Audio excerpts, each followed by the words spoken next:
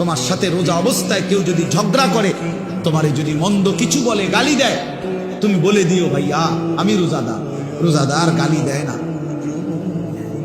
রোজাদার ঝগড়া করে না ভাইয়া, রোজাদার নাফরমানি করে না। ফালিয়াকুল ইন্নী ইমরুউন সাইম।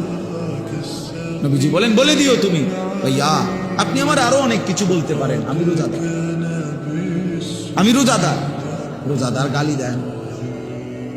রাসূলুল্লাহ সাল্লাল্লাহু আলাইহি ওয়াসাল্লাম বলেন লাইসাল মুমিনু বিত্তাআন ওয়ালাল লাআন ওয়ালাল ফাহিশ ওয়ালাল বাদী।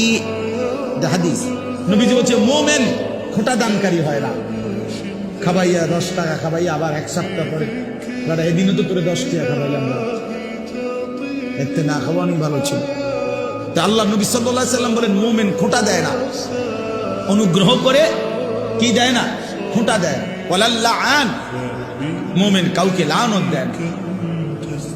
ওয়ালাল ফাহিশ, মুমিন অশ্লীল কথা বলে না।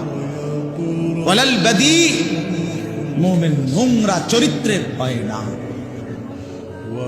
হাদিস আল্লাহ রাসূল সাল্লাল্লাহু আলাইহি ওয়াসাল্লাম।